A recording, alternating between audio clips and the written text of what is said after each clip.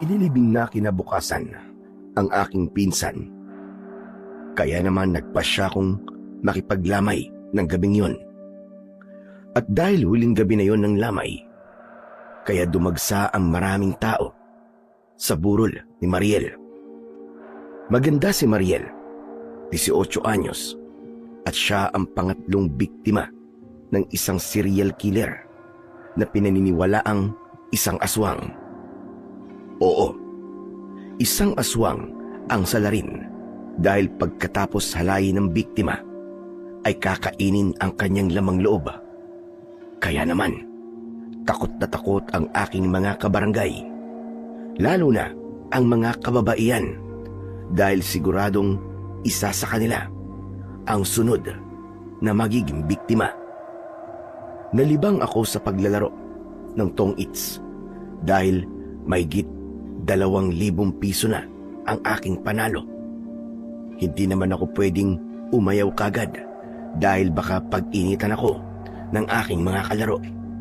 Kaya naman, 1:30 na ng madaling araw ay naroon pa rin ako at nagsusugal. Tumunog ang aking cellphone. May natanggap akong mensahe mula sa aking kapatid na babae. Kasama ko sana siya sa lamay, pero nagpasya siyang magpaiwan dahil masama ang kanyang pakiramdam. Binasa ko ang mensahe.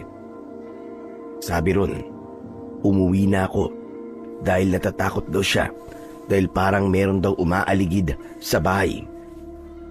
Hindi na ako nag-reply at tinawagan ko na lang siya at sinabi kong pauwi na ako. Kumuha ako ng 500 piso sa mga pera kong nakalatag sa mesa at ibinigay ko sa isa kong pinsan ang aking hawak ng mga bara upang siya na lang ang magpatuloy ng aking laro. Medyo malayo rin ang bahay namin at wala na akong masasakyan tricycle. Aabutin din ako ng kalahating oras sa paglalakad. Pero binilisan ko ang aking paglalakad para makarating kagad ako sa amin. Makalipas ang 10 minuto ay tinawagan ko uli ang kapatid kong si Gemma. Pero unattended na ang kanyang cellphone. Kaya naman, kinabahan ako at halos tumakbo na ako sa aking pag-uwi. 10 minuto pa uli ang lumipas ay natanaw ko na ang aming bahay. Siguro mga 100 metro na lamang ang layo. At dahil nakabukas ang ilaw sa harapan ng bahay namin, ay nakita kong nakabukas ang pinto. Kaya naman, lalo akong kinabahan at mas binilisan ko pa ang aking pagtakbo. At bago ako pumasok, ay napansin kong sira ang doorknob ng pinto na indikasyong pinasok yun o pwersahan na binuksan. Kaya lalo akong kinabahan. Binuksan ko ang ilaw sa salas at dali-dali akong nagpunta sa silid ni Gemma. Nakaawang ang pinto at dahan-dahan ko yung itinulak at ganun na lamang ang aking pagkabigla dahil kalunos-lunos ang aking nasaksiyan. Nakahiga ang dugo ang katawan ng aking kapatid na walang saplot sa katawan. Wakwak ang kanyang leeg at tiyan at duguan din ang pribadong parte ng kanyang katawan. Dali-dali akong nagpunta sa lababo dahil hindi ko mapigilan ang masuka. At pagkatapos kong magsuka ay napaupo na lang ako sa sahig at sumandal sa dingding. Nanghihina at nanginginig ang aking buong katawan at sari-saring emosyon ang aking nararamdaman. Saglit akong nagpahinga at pagkatapos ay muli kong sinilip ang katawan ng aking kapatid, pero hindi talaga ako makatagal sa aking nakikita. Lumabas ako ng bahay at nanlulumo. Gusto kong umiyak. Gusto kong sumigaw. Nanggigigil ako sa galit. Kaya naman, naisumpa ko sa akin sarili. Gaganti ako. Papatayin ko ang salaring yun at hindi ako natatakot sa kanya. Kahit isa pa siyang halimaw.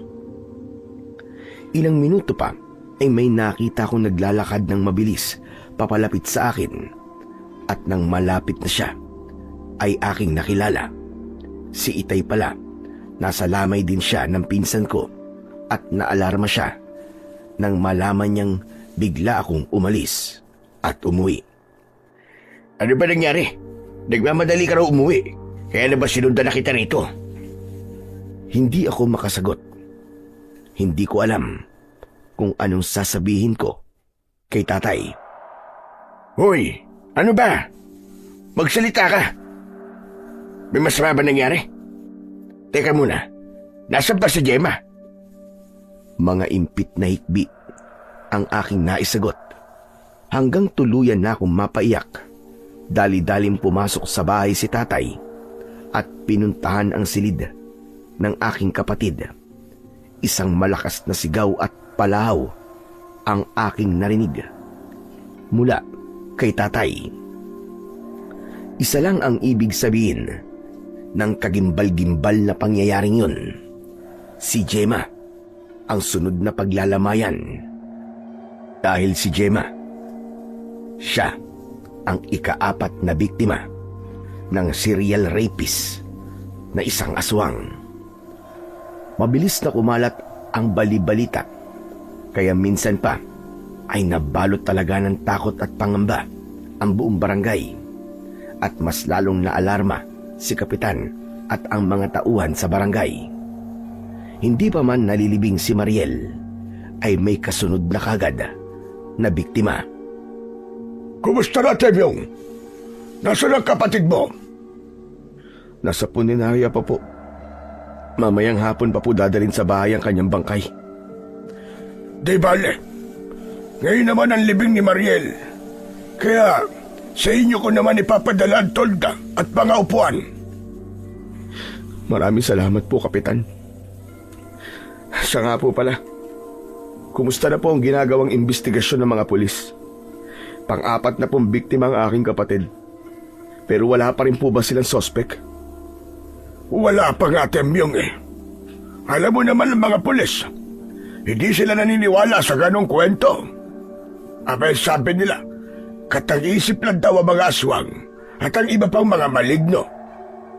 Pero iba ang paniniwala ng ating mga kanayon. Kumbinsido silang isang aswang nga ang serial killer. Bakit po ayaw nilang maniwala na aswang ang salarin? Very obvious naman ho eh. Dahil nawawala naman loob ng mga biktima pagkatapos silang halayin at patayin. Ayon sa investigador, ay ganun daw talaga ang modus ng rapist. Kinukuha ang mga laman loob ng biktima. Nang sa gayon, ay mailigaw ang mga nag-iimbestiga. Pero kayo po ba, Kapitan Ingo? Ano po bang pinaniniwalaan nyo? Ay, wag ko. Hindi ko na rin alam. Natatakot na rin ako pero ayokong maniwala na isang aswang ang suspect. Dahil kung aswang nga siya, paano siya mahuhuli? Kahit naman po ako, ayoko rin maniwala sa isang tila alamat na kwento pero malakas ang kutubong hindi ordinaryong taon sa larin, kundi isang halimaw. At kung sino man siya, ay hindi na ako natatakot sa kanya. Dahil sisingilin ko siya. Ipaghihiganti ko ang aking kapatid. Pero sino nga ba ang aswang na yun? At saan ko siya matatagpuan? Samantala, ng mga sandaling yun, ay kampanteng-kampante ang tunay na salarin. Sigurado ka ba, Kuya Bruno? Wala pang nakakahalata sa iyo. Paano nila mahahalata? Lahat ng naging biktima ko ay pinuntahan ko sa kanilang burol at nakihalubilo ako sa mga naglalamay. At paano nila ako paghihinalaan? Gayong isa kong barangay kagawad dito. At kung sakaling matigok si Kapitan, di ako nang papalit sa kanya. Gusto mo bang tudasin ko na siya para ikaw na ang pumalit sa kanya? Kaya mo ba siyang sikmurain? Makunat na siya at amoy lupa. Siguradong hindi na masarap ang kanyang laman loob. Kung sa bagay, tama ka. Nakakawalang gana ang isang matandang makunat na katulad niya. Siya nga pala, kailan ka pupunta sa burol ni Gemma? Pupunta mamaya si Kapitan at ang buong staff ng barangay. Kaya obligado rin akong pumunta. Kahit naman doon sa mga nauna kong biktima. Pumupunta kami sa unang gabi ng burol. At ganun nga ang nangyari. Dumating sina Kapitan at ang kanyang mga kagawad, pati na rin ang ilang staff ng aming barangay. Kasama ni Kagawad Bruno, ang kanyang kapatid na si Lukring, na isang aswang. Nakikiramay kami sa inyo, Temyong, Mang Kulas. Huwag kayo mag-alala. Malalagpasan din nyo ito. Kaya nga naman po, Mang Kulas. Pagsubok lang po ito na dapat niyong pagdaanan. Maraming salamat sa inyong pagpunta, Kagawad Bruno. Pati na rin sa iyo, Lukring. Kumain po muna kayo. Marami pong pagkain sa kusina. Sige, salamat. Busog pa naman kami. Kinabukasan ay may ipinagtapat sa akin si tatay at hindi ako makapaniwala sa kanyang sinabi. Anak, may suspect na ako sa mga nangyaring karumal-dumal na krimen dito sa ating barangay. Ha? Talaga po, itay? Sigurado po ba kayo? Oo, anak. Sigurado ko. At siya'y walang iba, kundi ang hayop na yun. Si Kagawad Bruno. Ho? Nakakatiyak po ba kayo? Paano niyo naman po nalaman na siya yun? Hindi ako maaaring magkamali. Aswang si Bruno. Pati na rin ang kapatid niyan si Lukring. Hindi maipaliwanag sa akin ni tatay kung paano niya yun nalaman dahil meron siyang inililihim sa akin. Lingid sa aking kaalaman ay may dugo na kalahating tikbalang si tatay, kaya meron siyang kakayahang maramdaman ang sinumang malignong kanyang makakasalamuha. At ganun din si Bruno at Lukring. Naramdaman din nila na si tatay ay isa ring maligno. Naamoy mo rin ba? Oo, amoy na amoy ko na isang tikbalang si Mang Kulas. Kung naamoy natin siya, malamang naamoy din niya tayo. Ganun na nga. Kaya bistado na tayo. Delikado ang lagay natin. Ano ngayon ang ating gagawin? Papatayin ba natin si Mang Kulas? Hindi yung ganun kadali. Dahil may angkinding lakas at kapangyarihan ng isang tikbalang. Pero dalawa naman tayo, kuya. Ano kaya kung pagtulungan natin siya? Hindi tayo pwedeng magpadalos-dalos. Makiramdam muna tayo. Siyempre, naalerto na si Mang Kulas. Kaya alam kong lagi rin siyang nakaanda. Siguradong paghihinalaan kanyang ikaw ang bumiktima sa kanyang anak. Kaya re-resbakan kanya, panigurado yun. Wala siyang ebidensya na ako sa rin. Kaya hindi siya basta-basta gagawa ng marahas na akbang. Makiramdam na lang muna tayo. Dahil yun ang pinakamainam na pwede nating gawin. Hindi na nagbalik pa sina Bruno at Lukring sa mga sumunod na gabi ng burol. Pero naroon sila sa huling gabi ng lamay. At dahil naku-curious ako sa sinabi ni tatay, kaya palihim kong minamatyagan ang kanyang mga kilos. Nakita ko siyang lumapit sa ataol ng aking kapatid. Nakasarado ang ataol dahil hindi kaaya-aya ang kanyang itsura. Walang magawang paraan ang make-up artist ng puninarya para ayusin ang muka ng kaawa-awa kong kapatid na si Gemma. Maganda naman ang itsura niya sa picture frame na nakapatong sa ataol. Nakita ko ang nakakaasar na ngiti ni Bruno habang pinagmamasdan ang maamong muka ng aking kapatid sa larawan. At malakas ang aking kutob. Positibong indikasyon yun na si Bruno nga ang salarin. At dahil gusto kong makumpirma kung tama ang aking hinala, ay nilapitan ko siya at nagtanong ako sa kanya. Ano sa palagay mo, Kagawad Bruno? Naniniwala ka rin bang aswang ang rapist na serial killer? Ano ka ba naman, Temyong? 2025 na. Pero naniniwala ka pa rin sa aswang? Pero yun ang pinaniniwalaan ng halos lahat ng taga rito sa ating barangay. Karapatan ng bawat isa ang maniwala sa gusto nilang paniwalaan. Pero hindi ako naniniwala sa isang aswang hanggat hindi pa ako nakakakita. Eka nga to see is to believe. Gusto mo bang makakita ng tunay na aswang? May alam akong paraan. Huh?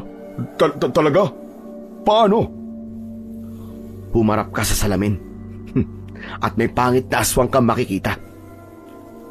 Kahit pabiro ang pagkakasabi kong yun, ay parang nabigla si Bruno sa kanyang narinig at tumingin siya sa akin na para bang binabasa ang aking isip. Kaya ganun din ako. Binasa ko rin ang kanyang mga mata at ang laman ng kanyang isip. Hindi ako sigurado sa aking naging konklusyon, pero nararamdaman ko tama ang sinasabi ni tatay. Aswang nga si Kagawad Bruno, pati na rin ang kanyang kapatid. Aba, teka lang. Hindi magandang biro yan, Temyong, ha? Hindi ka nakakatawa. Grabe ka naman, Kagawad. Napikon ka ba kagad? O baka naman, guilty ka? Teka. Ano ba talaga gusto mong palabasin? Pinagbibintangan mo ba ako, ha, Temyong? Oh, relax ka lang, Kagawad.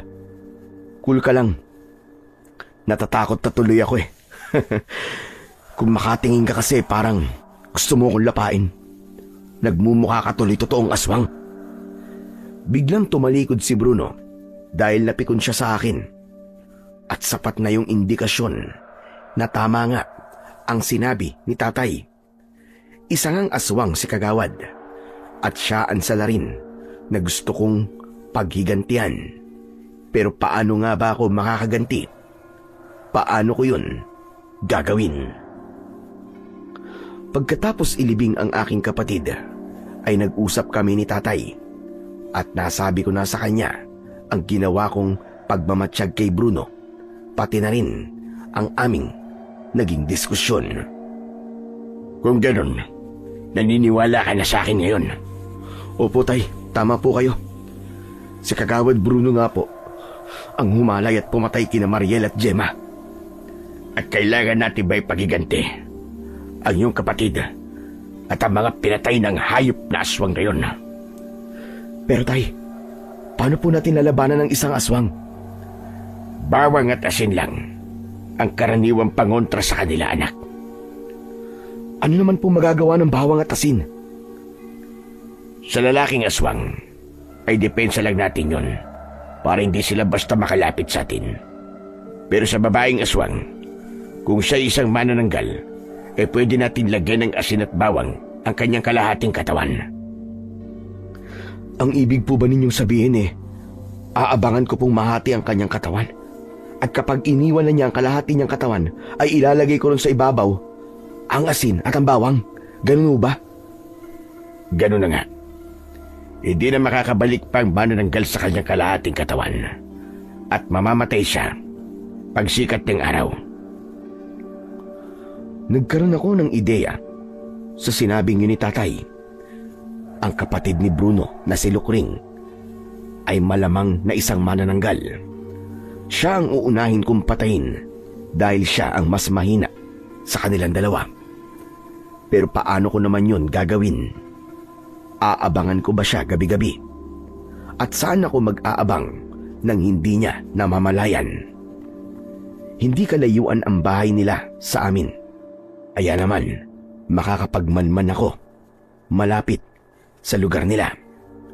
Nagsuot ako ng black pants at black jacket. May suot din akong cap at sunglass upang nang sa ganun ay walang makakakilala sa akin. Nilibot ko ang buong kapaligiran ng kanilang bahay. Wala namang ganong tao sa paligid, kaya madali kong naisasagawa ang pagmamanman. Maagang umaalis ng bahay si Bruno para mag-report sa barangay. 8:00 pa lamang ng umaga ay lumalabas na siya sa kanilang bahay. Pero wala siyang regular na oras ng pag-uwi Minsan alas 5 ay nasa bahay na siya. Minsan naman ay gabi na. Halos 1 linggo ko rin yung ginawa para alam ko ang kanyang daily routine. Samantalang ang kanyang kapatid na si Lukring ay lumalabas lang para merong bilhin. Nangangahulugan lamang yon na wala siyang ibang pinagkakaabalahan. Nasa bahay lang siya. Ginawa mo yun, anak? Aba, ang tiyaga mo naman. Para alam ko po ang ginagawa nila araw-araw, tay. Pero nakapasok ka na ba sa loob ng bahay nila? Kahit man lang sa kanilang bakuran. Paano ko naman po gagawin yun? Magagawa ko po ba lumapit sa kanila nang hindi nila namamalayan? Sa gabi mo gawin ang iyong pagmamatsyag. Mas mahirap po yan, tay, dahil mas malakas ang kanilang pangamoy at pakiramdam sa gabi. Merong paraan. Makinig ka sa akin at ikikwento ko sa'yo. Sinabi ni tatay ang dapat kong gawin at ayokong mag-aksaya ng panahon. Kinabukasan din ay nagtadtad ako ng maraming bawang. Tinadtad ko yun ng pinong-pino. Kumuha ako ng maliit na garapon at nilagyan ko ng langis at ibinabad ko ron ang tinadtad kong bawang. Kinagabihan ay ipinunas ko ang langis sa aking buong katawan. Yun ang ginawa kong lotion. Ayon kay tatay ay hindi na ako maaamoy ng aswang at sa halip ay iiwas pa nga siya kapag nalanghap niya ang amoy ng langis na ibinabad sa bawang. Nagsuot ako ng t-shirt na itim at short na itim at pumunta sa likod ng bahay ni Nakagawad Bruno. Alam ko na ang pasikot-sikot sa paligid dahil sa ginawa kong pagmamanman, kaya sigurado ko na nasa likod na ako ng bahay ni Nakagawad Bruno. At nagkataon namang maliwanag ang buwan dahil 1 linggo na lang bago ang pagbilog nito. 11:00 pasado yun ng gabi. Ang sabi ni tatay, ang mga aswang daw ay nagtatransform pagsapit ng hating gabi. Lumapit pa ako ng konti hanggang sa makita ko ang pintuan sa likod ng bahay. Pumuesto ko sa tabi ng malalagong halaman kaya hindi nila ako makikita kung sakaling lumabas sila roon. Hanggang sa sumapit nga ang hating gabi. Ilang sandali pa ay may nakita akong lumabas sa pinto. Isang malaking asong itim. Kaya malamang ay si Bruno na yon. At lumabas din sa pinto ang lumilipad na kalahating katawan na may pakpak na katulad ng sa paniki. At dinig na dinig ko ang pagaspas ng kanyang pakpak mula sa aking kinatatayuan. At lumipad na siya ng mas mataas patungo sa aking kinaroroonan. Kaya naman kinabahan ako. Sumunod sa kanya ang aso na dumaan din mismo sa aking harapan. At halos himatayin ako sa sobrang takot. At ilang sandali pa ay wala na sila. Hindi ko alam kung saan sila pupunta. Pero may isang bagay akong natitiyak. Sa gabing yun ay meron na naman magiging biktima. Ang 2 aswang. Bumalik din ako sa bahay at ikinuwento ko kay tatay ang aking nasaksiyan. Tay, kumpirmado, aswang nga po si Kagawad Bruno at manananggal naman po ang kanyang kapatid na si Lukring. Siguradong may magiging biktima na naman sila. Kaya abangan natin ang balita mamayang umaga. Sa palagay po ba ninyo ay sa isang lugar lang sila pupunta? O naghihiwalay pa sila? Yung mga namatay na babaeng biktima ni Bruno, wala siyang ibang kasama ron. At kung may kasabay man naging biktima, ay nangyari yun sa magkaibang lugar. Nangangahulugan lang na hindi iisang lugar ang kanilang pinupuntahan. Pero tay, taga rito po lahat sa barangay natin ang naging biktima nila Bruno. Sa totoo lang, ang mga aswang ay hindi naman talaga umaatake sa mismong lugar nila. At sa halip ay dumadayo pa sila sa iba't ibang lugar. Pero sa kaso ni Bruno, ay hindi talaga ang pagkagutom niya sa lamang loob ang dahilan kung bakit siya nang bibiktima. Kundi ang pagiging hayok niya sa mga babaeng kanyang natitipuhan. Kung ganun, ang manghalay ang pangunahing motibo po ni Bruno. Demonyo siya. Napakamanyakis pala ng tarantadong yun. Sa totoo lang po, Tay, sa tuwing nai-imagine ko ang kulanos-lunos na itsura ni Gemma, ay nanggagalaiti talaga ako sa galit sa Brunong yun. Kailangan magwakas na ang kanyang kawalang-yan. Gaya ng inaasahan, ay isang kagimbal-gimbal na balita ang kumalat sa aming barangay. At sa pagkakataong ito, ay dalawa ang naging biktima. Isang buntis na babae at ang dalaga niyang kapatid. Pero hindi sila taga roon sa amin, kundi sa karatig naming barangay. Kaya malamang ay sina Bruno at Lukring ang mga salarin. Normal lang na maging biktima ang isang buntis dahil yun talaga ang paboritong biktimahin ng mga aswang. At si Lukring ang bumiktima sa kanya. At ang kapatid naman niyang dalaga ay katulad rin ng mga naunang biktima ng serial killer at rapist na aswang na si Bruno. Grabe, ang sarap talaga ng sanggol. Hindi ko alam kung kailan ako huling nakatikim nun. Oo nga eh. Sinolo mo ba naman eh? Hindi ka nagtira na kahit konti para sa akin. Eh paano? Busy ka kasi sa pangahalay, kaya hindi na kita inistorbo. At pagkatapos, ay kinain mo rin ang laman loob ng naging biktima mo. Kung tutusin na naiinggit pa ako sa'yo. Ano? At bakit ka naman maiinggit? Siyempre, dobleng sarap ang naranasan mo. Hindi lang yung sarap sa pagkain ng laman loob ng iyong biktima, kundi yung sarap na nararamdaman mo sa ginagawa mong pangahalay. Kung sa bagay, meron kang dahilan para mainggit sa akin. Kaya tatanungin kita, gusto mo bang meron ding humalay sa'yo? Ay nako, sana nga. Wish ko lang. Kung magagawa ko nga rin sana ang ginagawa mo. Paano mo naman magagawa yun? Kung naiiwan sa bahay ang kalahati ng iyong katawan. Kaya nga malabo na mangyari yon. Ay siya nga pala, paano na pala sila Mangkulas at Temyong? Malamang, alam na rin nila na ikaw ang serial killer. Paano kung ilaglag nila tayo? At sa palagay mo maniniwala sa kanila mga pulis? Pinagtatawanan nga nila ang mga nagsasabing aswang daw ang serial killer. Hindi ang mga pulis ang pinangangambahan ko, kundi ang ating mga kabarangay. Paano kung magkwento sa kanila ang mag-amang yon? Baka pagkaisahan tayo ng buong barangay. Kilala ako sa buong barangay at magandang naging pakikisama ko sa kanila. Kaya hindi nila paniniwalaan sila Temyong at Mangkulas. May punto si Bruno sa sinabi niyang yon. Dahil wala talagang maniniwala sa amin ni tatay kung sasabihin namin ang aming nalalaman.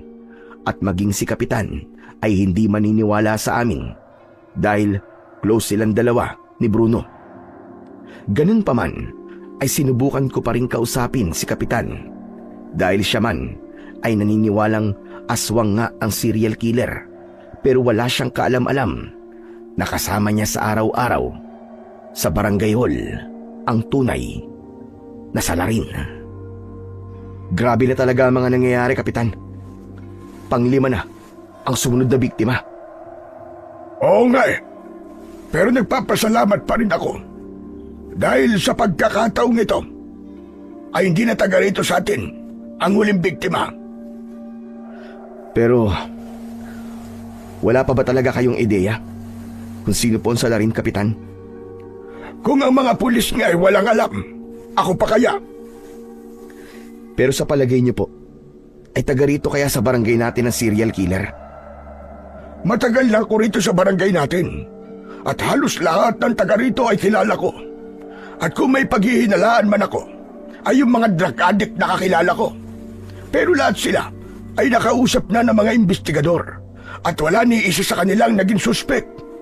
Kaya imposibleng taga rito ang serial killer na rapist. E paano po, Kapitan? Kung hindi ordinaryong taong tunay na salarin, kundi isang aswang na pinaniniwalaan ng mga karamihan sa ating barangay. Naisip ko na rin yan. Pero hindi ko alam kung dapat ko nga ba yung paniwalaan. Hindi talaga uubra na magsumbong ako kay Kapitan. At isa pa, kahit naman mapaniwala ko siya, ano namang gagawin niya? Kaya ba niyang kumbinsin ng kanyang nasasakupan? Kung sa bagay, marami namang naniniwalang aswangaan sa larin at serial killer. Pero maniniwala rin ba silang yun ay walang iba, kundi ang numero 1 kagawad ng aming barangay? Kaya naman malabo yun. Kaya wala kaming ibang maaasahan ni tatay, kundi ang aming mga sarili. Hindi talaga natin makukuha ang suporta ni Kapitan. Dahil kapanalig siya ni Kagawad Bruno. Pati na rin ang iba pang nagtatrabaho sa barangay. Eh ano pong gagawin natin, tay? Maging sina Kagawad Bruno ay naghihinala na sa atin. Kaya paano? Kung bigla nila tayong salakayin? Hindi nila yung basta-basta magagawa. Magdadalawang isip sila. Pero tayo, ang hindi dapat magdalawang isip. Kaya bumalik ka sa bahay nila sa kabilugan ng buwan. Siguradong magpapalit sila ng anyo sa gabing yon. Lalagyan ko po ba ng bawang at asin ang kalahating katawan ni Lokring? Mas maganda kung dadamihan mo ang tinadtad na bawang na ibinababad sa langis. At ilalagay mo rin sa langis ang isang dakot ng asin. Kailangan mo ng mas malaking garapon, anak. At yung mismong langis ang ibubuhos mo sa kalahating katawan ni Lokring. Nang oras din na yon, ay nagdaddad ako ng maraming bawang. Tinadtad ko yon ng pinong-pino at ibinabad ko sa langis na nakalagay sa mas malaking garapon. Nilagyan ko rin yun ng isang dakot na asin at 3 araw na nakababad ang bawang at asin sa langis. Kaya mas concentrated ang bisa nun. Kinagabihan ay bilog na bilog ang buwan. Kaya ginawa ko ang dati kong ginawa. Nagpunas uli ako ng langis sa aking buong katawan at yung dating damit uli ang aking isinuot. At nagpunta ako sa bahay ni Kagawad Bruno. 11:30 ay naroon na ako sa dating pwesto sa tabi ng mga malagong halaman. At minsan pa, katulad ng aking inaasahan, ay lumabas uli sa pintuan sa likod ng bahay ang isang malaking asong itim at ang kalahating katawan ni Lokring na lumilipad sa ere. At nang mawala na sila, ay nagpalipas muna ako ng ilang minuto bago ako pumasok sa pinto na kung saan ay lumabas ang magkapatid na aswang. At nang magawi ako sa kusina, ay nakita ko ang kalahating katawan ni Lokring nakatayo sa tapat ng lababo at bigla akong kinabahan. Nilapitan ko yon habang hawak ko sa aking mga kamay ang garapon na may langis. Na-curious ako, kaya pansamantala kong ipinatong sa mesa ang hawak kong garapon at lumapit ako sa kalahating katawan ng manananggal. Nagtataka ako dahil walang anumang bahid ng dugo ang ibabaw ng putol na katawan. Para lang isang puno na nilagari at naputol. At dahil sa aking curiosity, ay inililis ko ang palda ng kalahating katawan at tumambad sa aking mga mata ang mapuputing hita ni Lokring. Makinis ang kutis at malapad ang balakang. Kung sa bagay, kahit naman hindi kagandahan si Lokring, ay maputi siya at maganda ang hubog ng katawan. Hindi ako nakontento, kaya hinubad ko ang suot na palda. Kaya naman, lalo kong nakita ang kaputian at kaseksiyan ng kalahating katawan ng manananggal. Hindi ko akalaing yung kalahating katawan lang ang naging aswang dahil tao pa rin ang kalahating katawan. Napako ang aking tingin sa mapuputing hita ni Lokring at tanging bikining itim ang saplot sa pang-ibaba niyang katawan. Grabe! Hanip talaga!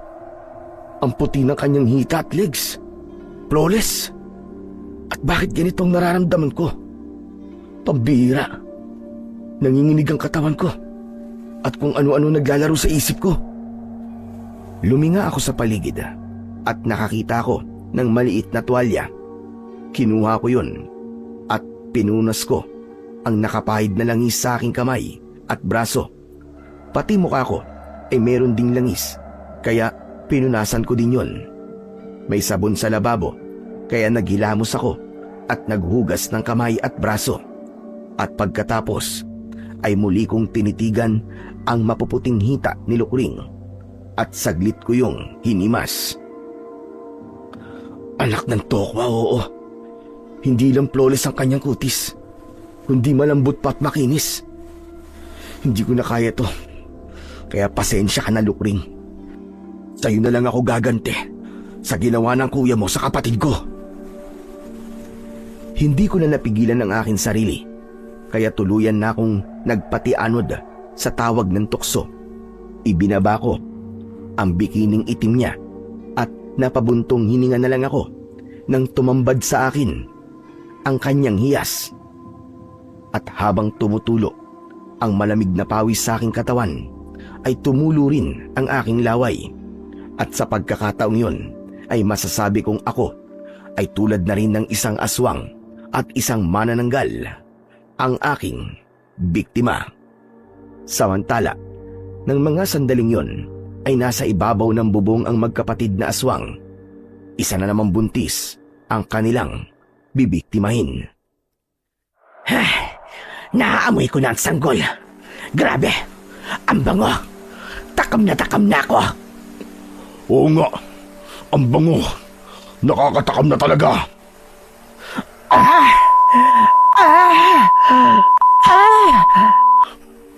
Uy, Lukring, ano ba nangyayari sa'yo? Ang sarap, Kuya Bruno. Ang sarap. Ang sarap talaga. Grabe ka naman sa imagination mo. Nararamdaman mo bang para ka nang kumakain ng sanggol ngayon? Hindi ganun, Kuya Bruno. Ang pakiramdam ko, ako ang kinakain. Bakit ganun? Bakit ang sarap?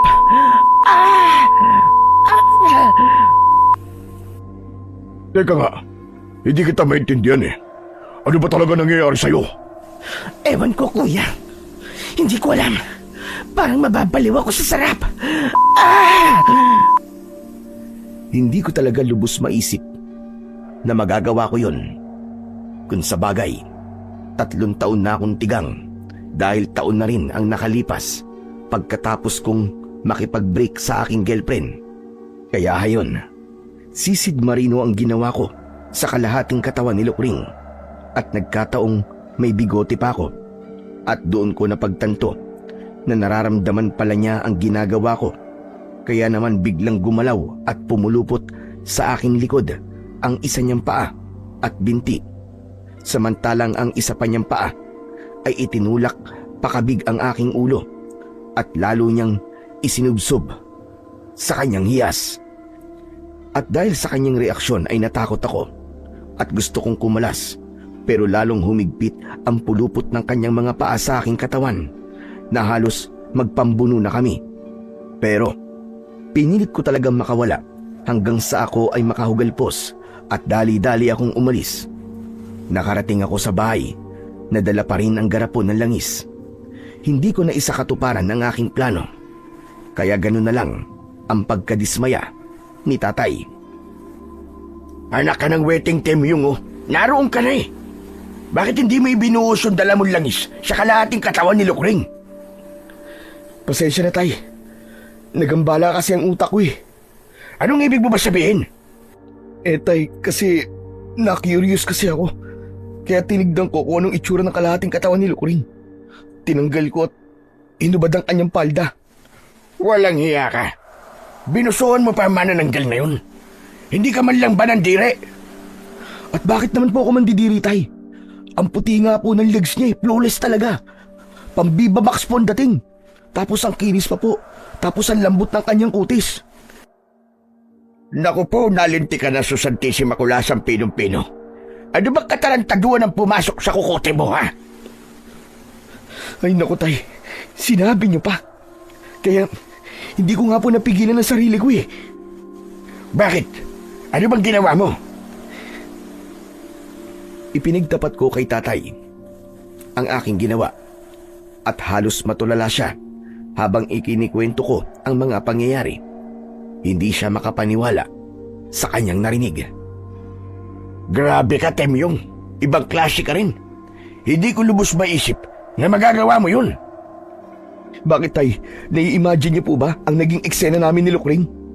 Sinabi mo pa, para tuloy ako nanonood ng Viva Max. Pansin ko nga po tay.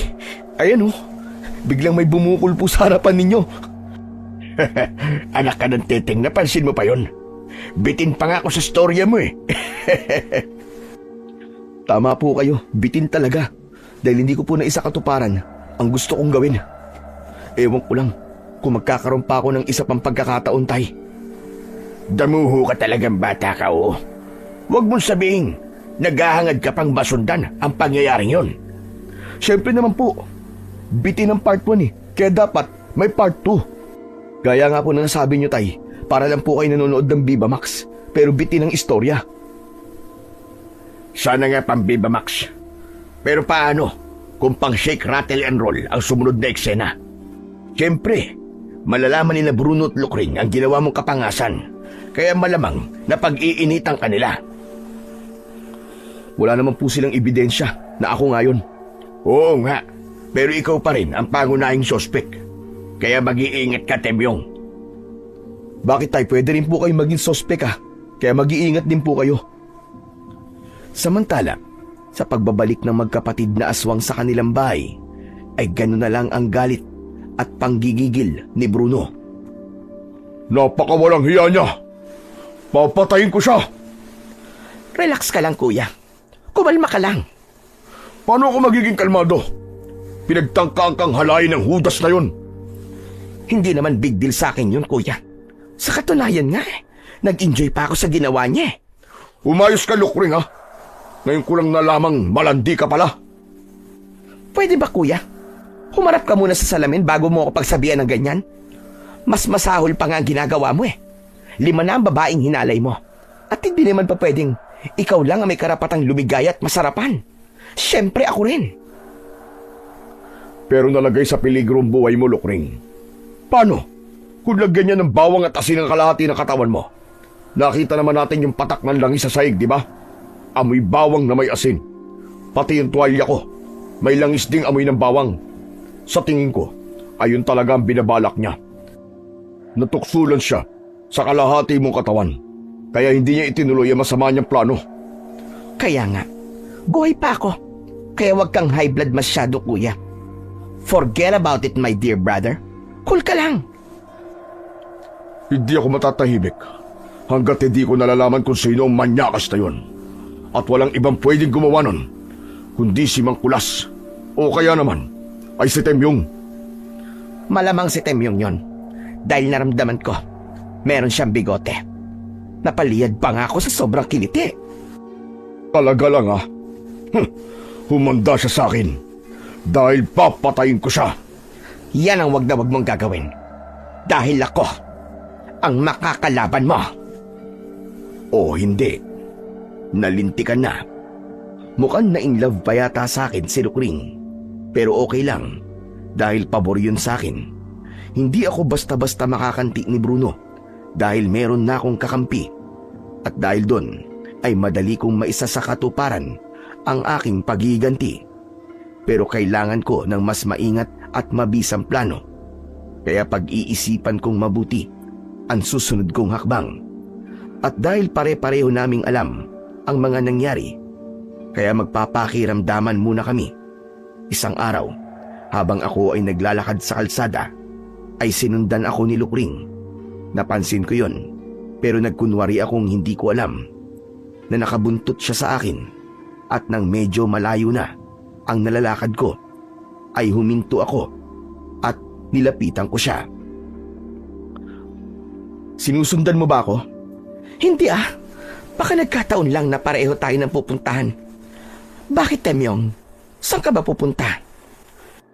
Diyan lang sa malapit na karinderya. Aba, doon din ako pupunta Kung gusto mo di sabay na tayong kumain. Bakit, ililibre mo ba ako? Sure. Walang problema. Sigurado ka?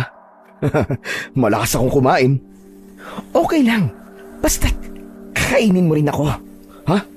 Anong sabi mo? Ang sabi ko bilisan natin. Dahil gutom na ako. At sabay nga kaming nagtanghalian ni Lukring. At habang kumakain, ay pinakikiramdaman namin ang isa't isa. Walang imikan habang kami ay sumusubo at ngumunguya. At makailang beses ding nagtama ang aming paningin.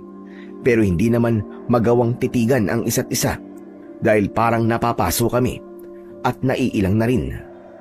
Napansin ko siya na pangiti-ngiti kaya't ako ang bumasag ng katahimikan. Lukring, bakit parang pangiti-ngiti ka riyan? May nakakatawa ba? Wala. Bakit may problema ba? Bawal na ba ang pagngiti ngayon? Hindi. Okay lang. Walang problema. Pero bakit ka nga ba napapangiti? Ano bang nagpapangiti sa'yo? Wala yon. May naalala lang akong masayang pangyayari. Talaga? Gaano naman kasaya? Ay nako, kung alam mo lang. Super saya talaga. Nung isang gabi lang nangyari. At sana nga, maulit muli eh. At sa susunod, wag nang patago. Madali naman akong kausap eh.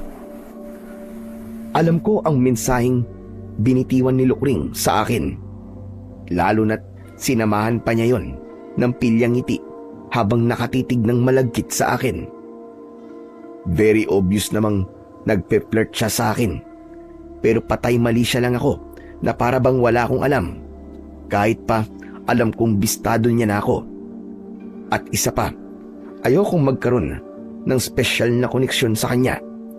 At higit sa lahat, ay ayokong mahulog ang loob ko sa kanya dahil magiging malaking hadlang yon para maisakatuparan ko ang aking paghihiganti. Teka muna. Bakit sa akin mo yan sinasabi? Kasali ba ako ron? Alam mo, Temyong, pwede kang maging artista. Ang galing mo kasing umarte. Ang kaso, mahigpit ako. Kaya bagsak ang acting mo. Galingan mo pa. Para naman makumbinsi ako. Hindi ko alam kung dediretsahin ko na ba siya dahil yun ang nararamdaman kong gusto niyang mangyari, ang magkaprangkahan na kami. Pero kailangan maging maingat ako at dapat nakalkulado ang bawat na magiging hakbang ko. Gusto kong tapusin na ang aming usapan kaya tumingin ako sa aking relo. Naku, paano ba yan? May pupuntahan pa pala ako. Kailangan ko nang umalis. Teka, may natitira ka pang pagkain, oh. Ubusin mo muna. Sayang naman. Busog na ako eh. Kailangan ko nang umalis. Ang daya mo naman. Iiwan mo na ako pagkatapos mo kumain. Eat and run ang tawag dyan. Pasensya ka na talaga, Lukring. O siya, maiwan na kita. Salamat sa libreng tanghalian. Tumayo na ako at humakbang ng ilang hakbang palayo.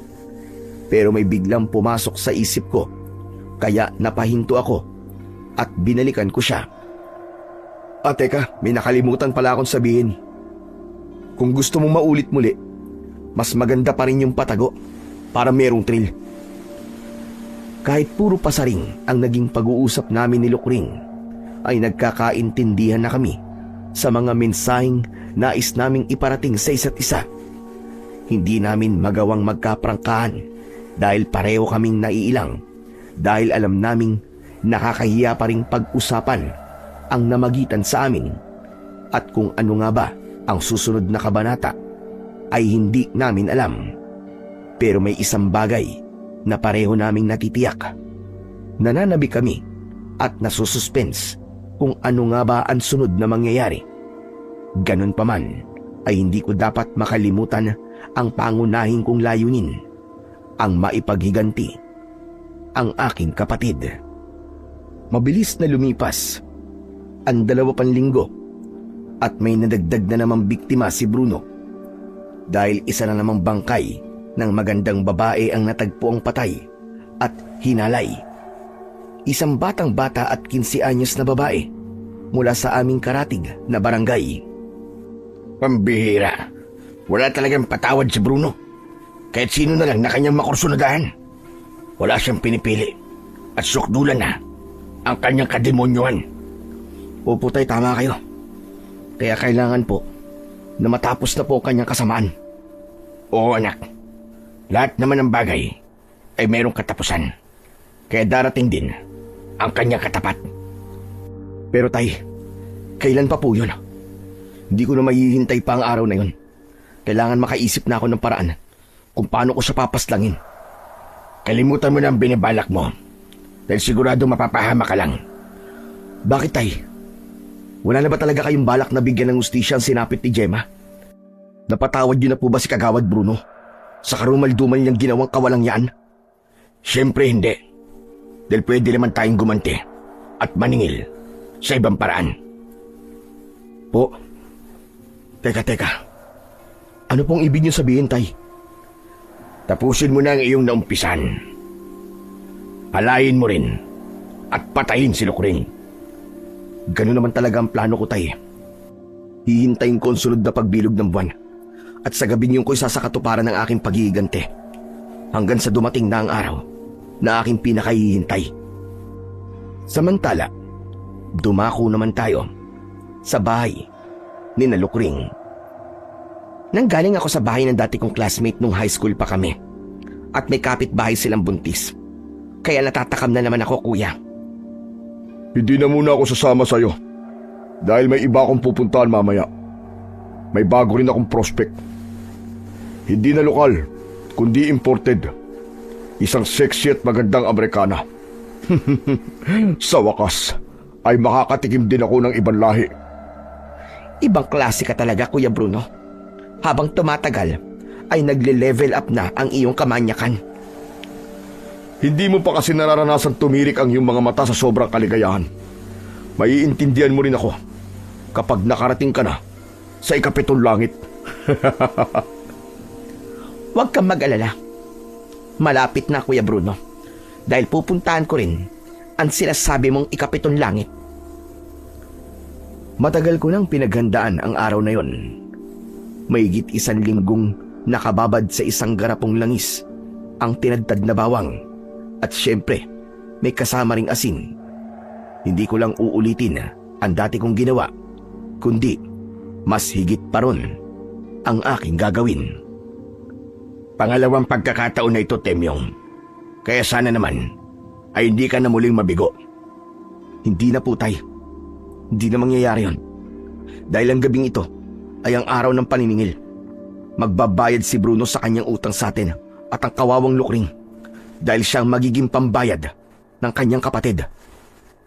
Siguraduhin mo lang, anak, na hindi ka sasablay. Hindi po, tay. Dahil siguradong sureball ang aking gagawin. Minsan pa ay pumunta ako sa bahay ni na Bruno at dala ko uli ang isang garapong langis. Hinintay kong muling makaalis ang magkapatid na aswang at pagkapasok ko sa pinto ay ipinatong kong muli sa mesa ang garapon ng langis.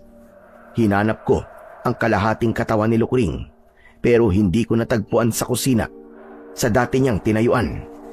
Pumasok ako sa salas pero wala rin doon ang aking hinahanap. May ikalawang palapag ang bahay kaya umakyat ako sa hagdan. May 2 kwarto at tinangka kong pumasok sa unang silid. Nakalak ang pinto kaya yung pinto sa pangalawang silid ang tinangka kong buksan at nabuksan ko naman. Madilim sa loob kaya kinapa ko ang switch ng ilaw at nang bumukas ang ilaw ay tumambad sa aking harapan ang kalahating katawan ni Lukring na nakatayo sa gilid ng kama.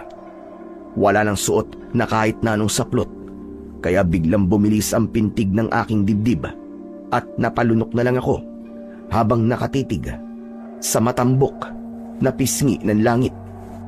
Para itong isang sundalo na naka-full battle gear at handang-handa sa isang umaatikabong bakbakan.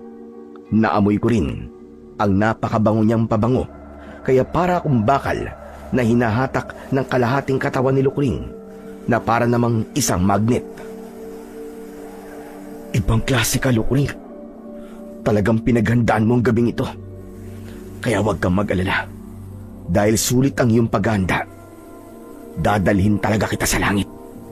Pero ikinalulungkot ko. Dahil pagkatapos kitang dalhin sa langit, ay itutulak naman kita sa impyerno. Grabe. Ang sexy mo talaga. nanggigigil na ako sa'yo. Bagamat nanggigigil ako, ay sinikap ko pa rin kontrolin ang akin sarili. Hindi ko kailangang magdali, kaya dinahan-dahan ko lang. Inihiga ko sa kama ang kaakit-akit na kalahating katawan ng manananggal. Inumpisaan kong halikan ang kaliwa niyang talampakan at pagkatapos ay hinalikan ko rin ang dulo ng pinakamaliit na daliri ng kanyang paa. Pataas ang ginawa kong paghalik mula sa daliri patungo sa ibabaw ng paa, paakyat sa binti, sa likuran ng tuhod hanggang sa hita. At pagkatapos ay isinunod ko namang halikan ang kanan niyang talampakan at pareho lang ang aking ginawa. Kung ano ang ginawa ko sa kaliwa ay ganun din ang ginawa ko sa kanan hanggang makarating ako sa gilid ng langit. Hindi ko kagad tinumbok ang kanyang hiyas at ang paligid dito ang aking hinalik-halikan. Samantala ng mga sandaling yun ay nakahiga sa bubong ng isang bahay si Lukring. Pinapakiramdaman niya at ninanamnam ang aking ginagawa. Walang yaka, Temyong. Masyado mo naman akong sinususpense. Pero okay lang. Gusto ko yan. Para merong thrill. Kaya sige lang, ganyan nga. You're doing a very good job, my dear. Ilang sandali pa ay ginawa ko na ang pinakahihintay ni Lukring. Dahan-dahan ko nang pinaglaruan ang perlas ng silangan. At para namang nakarinig ng awit na lupang hinirang ang aking harapan dahil matikas itong tumayo at sumasaludo pa. At naramdaman ko ang talampakan ni Lukring na hinahagod ang aking likod. Ang sarap! Sige lang, ganyan nga, Temyong. Huwag kang bibitaw. Hayop ka talaga. Mababaliw ako sa sarap. Alam kong gustong-gusto ni Lukring ang aking ginagawa dahil napapaliyad pa siya. Kaya naman, mas binilisan ko pa ang paghagod ng aking muka sa pagsisid sa perlas.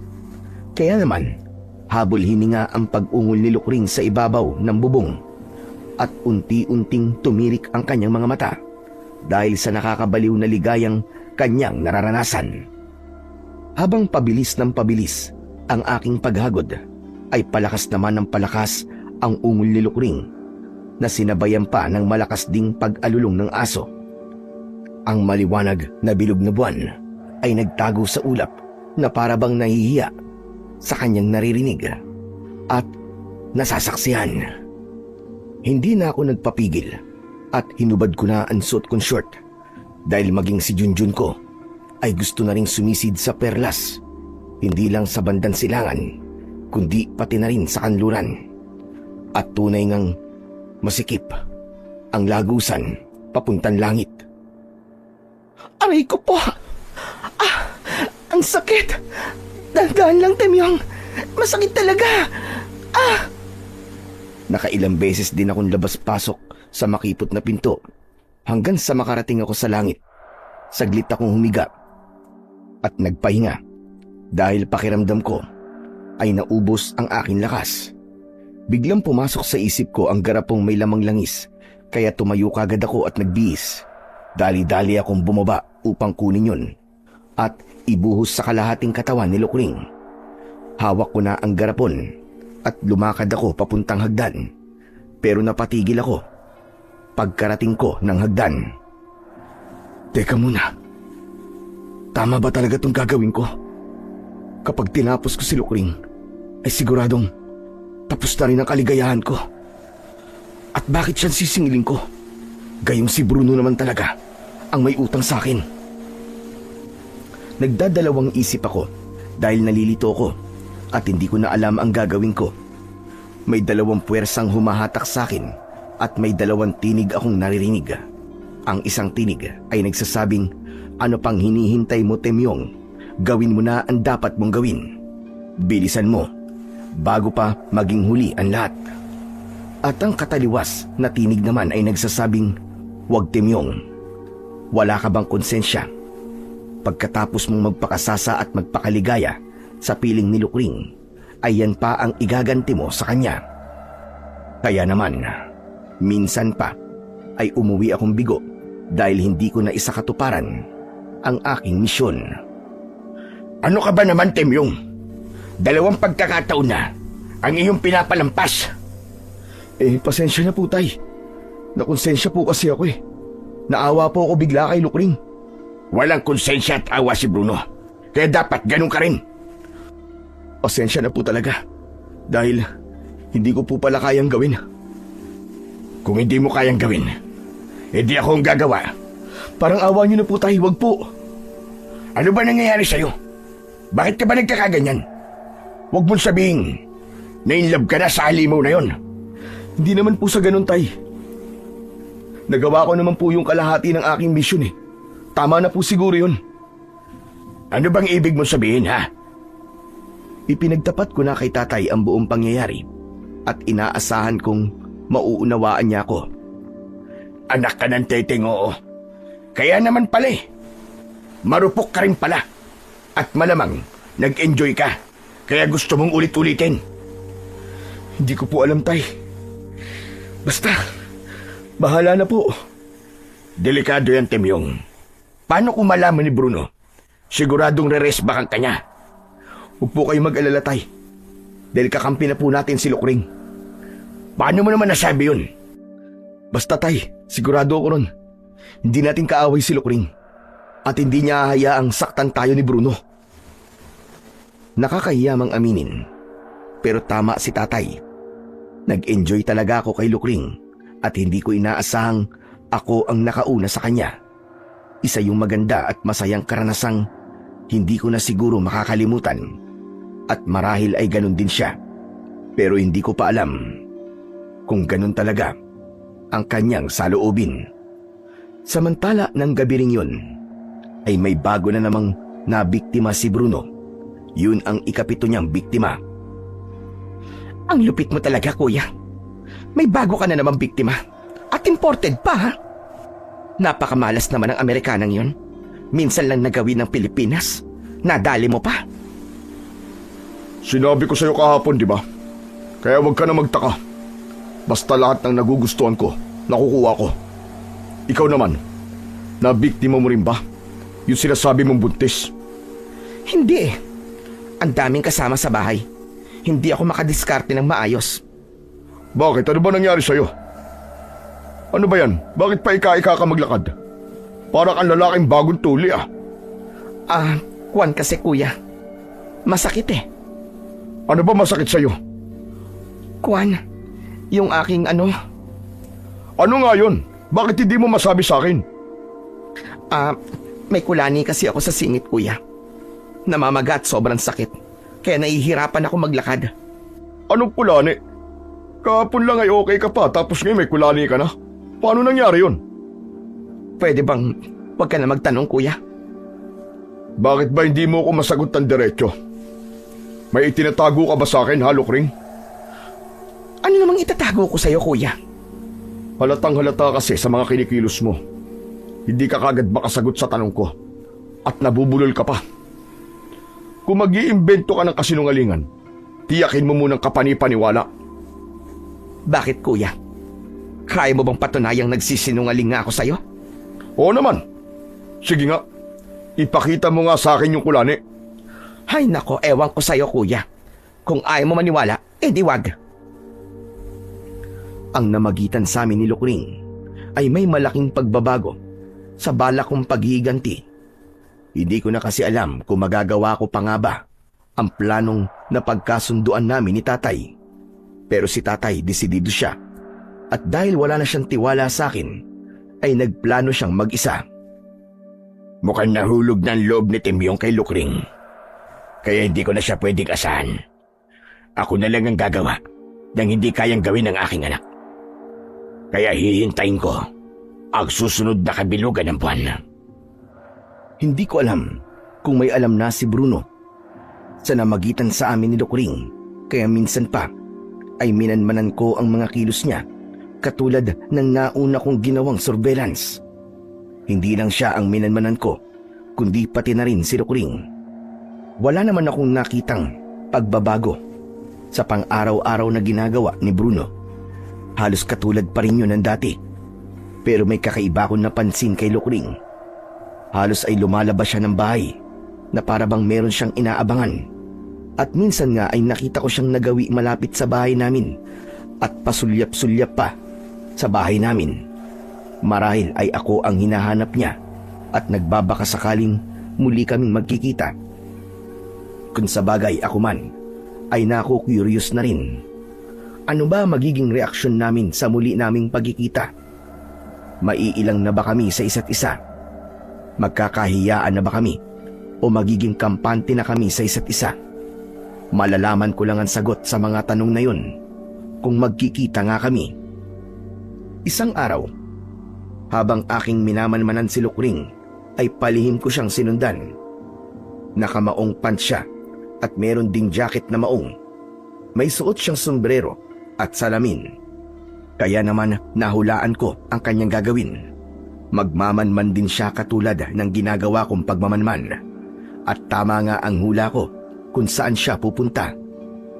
Palingalinga siya at dahan-dahang pumunta sa tapat ng bahay namin. Nakatayo siya sa tapat ng aming gate at sumilip sa aming bakuran. Wala siyang kalam-alam na nasa bandang likuran lang ako at ilang metro lang ang layo sa kanya. Nakatago ko sa likod ng isang poste kaya hindi niya ako nakikita. Dahan-dahan akong lumapit sa kanya.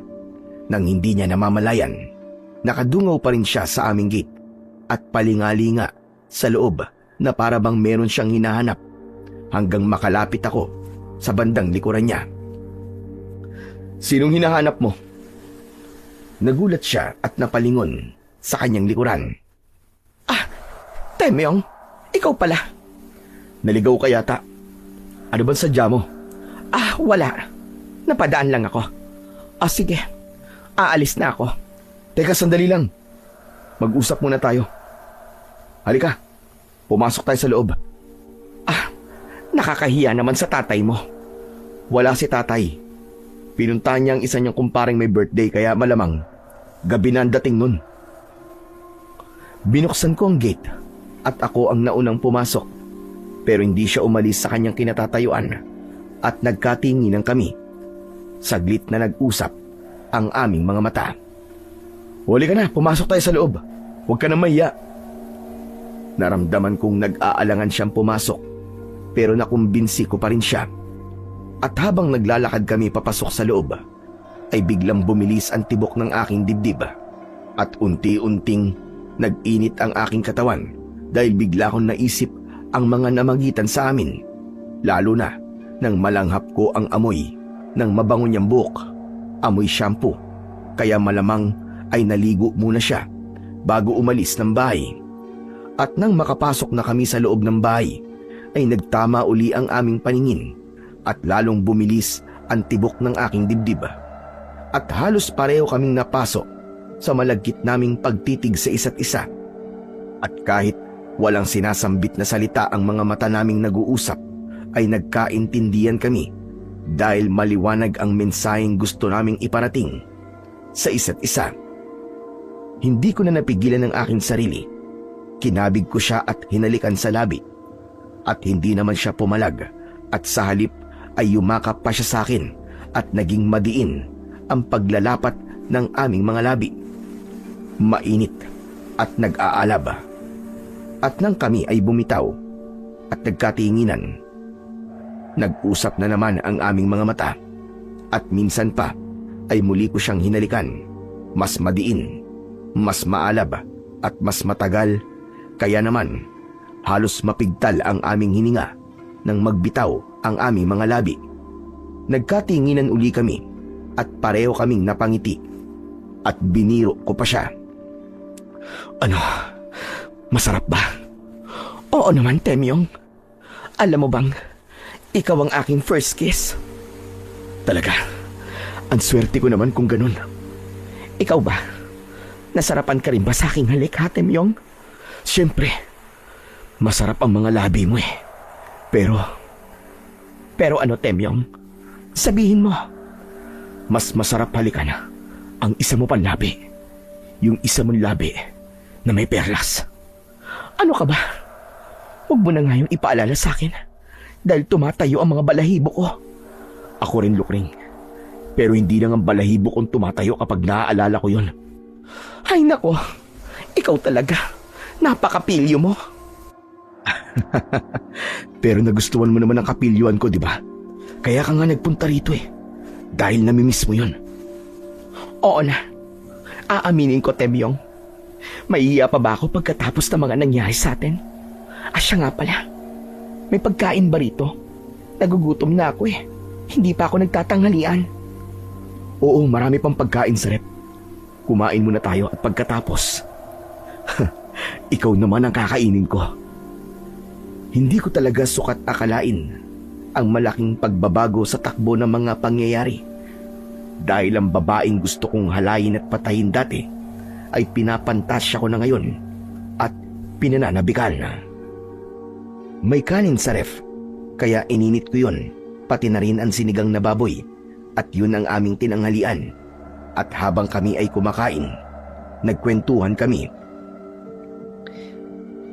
May alam ka na ba tungkol sa tatay mo? Ano? May alam na ano? Hindi mo pa pala alam. Kaya nga sabihin mo na, ano ba yun? Alam mo kasi, Temyong, may lahing tikbalang ang tatay mo. Ano? Hindi ako makapaniwala sa aking narinig. Pero nakumbinsi ako ni Lukring, kaya naman bigla akong nalungkot dahil may lahi din pala kami na halimaw at hindi ko alam kung may dugong halimaw din ako. Teka, change topic tayo. Iba na lang ang pag-usapan natin. Anong gusto mong pag-usapan natin, Temyong? Di yung tungkol sa ating dalawa at sa masaya nating adventure. Sa totoo lang, Temyong, parang ayokong pag-usapan ng bagay na yan dahil nahihiya ako sa'yo. Pagkatapos ng nangyari, magkakahiyaan pa ba tayo? Wala ka naman pwedeng itago sa akin eh dahil nakita ko ng lahat. Kaya nga nahihiya ako sa'yo dahil sa halip na itago ko ay ibinuyang-yang ko pa. Bakit? Sulit naman ah. Dahil naging masaya ka naman, di ba?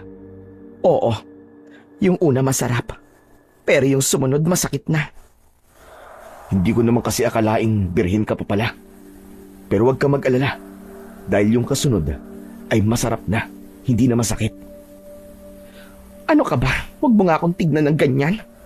Tapos, mapang-asar pa ang ngiti mo. Pagkatapos naming kumain, ay binuksan ko ang TV at naghanap ako ng pwede naming panoorin. Samantala ng sandaling yon, ay umuwi na si Bruno para magtanghalian at nagtaka siya dahil hindi niya nadatnan doon ang kanyang kapatid. Saan kaya nagpunta ang Lukring na yun? Ngayon ko lang siya nadatnang wala rito at hindi rin siya nagluto. Anak ng tokwa. Wala akong kakainin. Saan kaya nagpunta ang babaeng yun? Di bale, tatawagan ko na lang siya. Nagring ang cellphone ni Lukring dahil hinahanap na siya ni Kagawad Bruno. Pero hindi niya yun sinagot at para hindi uli siya matawagan ay inoff na lang niya ang kanyang cellphone at nagpatuloy kami sa panonood ng Korean love story hanggang makita namin ang isang eksena na kung saan ay naghalikan ang bidang lalaki at ang bidang babae at sa kanilang paghahalikan ay nakarating din sila sa kama at pagkatapos ay dun na naganap ang isang umaatikabong bakbakan. Nagkatinginan kami ni Lukring at syempre, ano pa nga ba ang sunod na mangyayari kundi katulad din ng aming pinapanood na eksena. Hinalikan ko sa labi si Lukring at pagkatapos ay ang leeg naman niya ang pinaliguan ko ng halik. Umangat ang aking mga labi hanggang sa makaabot sa kanyang tenga. Hindi na ako nakatiis kaya hinata ko ang kanyang kamay at dinala ko siya sa akin silid. At minsan pa ay naglapat ang aming mga katawang sabik at sa pagkakataong ito ay hindi lang kalahati kundi ang buong katawan niya ang aking kaniig. Oo, nagsanib ang aming nag-aalab na katawan at nagtampisaw kami sa tubig ng kaligayahan at nagpakalunod ang aming mga hayok at uhaw na laman. Nagpakasaya kami ng gusto na parabang yun na ang huling araw ng aming buhay dahil magugunaw na ang mundo kinabukasan. Pero nakakapagod din pala ang magpakasasa sa kaligayahan dahil makailang beses kaming umakyat at nakarating sa ikapitong langit. Halos maubos ang aming lakas, kaya naman nakatulog kami ng mahimbing. 8:00 pasado na ng gabi nang ako'y magising. Pero si Lukring ay mahimbing pa rin natutulog. Tumayo ako at nagpunta sa banyo para maligo. At nang mga sandaling yon ay dumating si tatay. Lasing siya dahil nakipag-inuman siya sa kanyang kumpare. Napansin niyang nakabukas ang aking silid, kaya pumasok siya at laking gulat niya nang makita niyang nakahiga sa kama si Lukring at walang saplot sa katawan. Anong ibig sabihin nito? Bakit natutulog ng hubot-tubad dito si Lukring? Susantissima. Ang sexy. Nanggigigil ako. Masarap na pulutan ito. Kahit walang alak.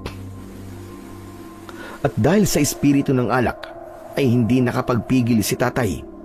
Sinisid agad niya ang 2 malulusog na dibdib ni Lukring, kaya naalimpungatan siya. Pero nanatili siyang nakapikit dahil antok pa rin siya. Pero hindi siya pumalag at nagpaubaya na lang sa pag-aakalang ako ang humahalik sa kanya. Ano ba? Ano ba, Temyong? Huwag mo naman ako masyadong panggigilan. Tuloy-tuloy lang si tatay sa kanyang ginagawa na parabang walang naririnig. Grabe ka naman sumibasib. Para ka mauubusan. Pero sige, bahala ka. Hindi ko babasagin ang trip mo. Bumaba ng bumaba ang ulo ni tatay hanggang makarating doon. At yun naman ang kanyang pinanggigilan. Temyong, ano ba? Dahan-dahan naman. Ilang beses mo nang ginawa yan pero gutom na gutom ka pa rin. Gigil na gigil talaga si tatay at sa kanyang panggigigil ay nakagat niya ang bagay na yon. Aray, ano ba? Bakit mo kinagat? Naantala si tatay sa kanyang ginagawa dahil biglang bumangon si Lukring at nagulat siya nang makita niya si tatay at tinakpan niya ng kumot ang kanyang hubad na katawan. Ikaw pala yung matanda ka. Daig mo pa ang asong ulol na hayok sa laman. Bakit akong sinisisi mo? Nadatnang kitang nakabuyang yan eh. Siyempre, hindi ako tatanggi sa grasya. At baka mabulag pa ako. At sa lahat ng ayoko, ay yung nabibitin ako. Dahil na siguro sa labis na kalasingan, ay naging marahas si tatay. Hinatak niya ang kumot na nakatakip sa katawan ni Lukring, kaya nasilayan niya uli ang hubad na katawan na kanyang pinanggigigilan. Bastos ka talagang matanda ka! Hayop ka! Di bastos na kung bastos. Sinunggaban ni tatay si Lukring at minsan pa ay pinanggigilan niya ito.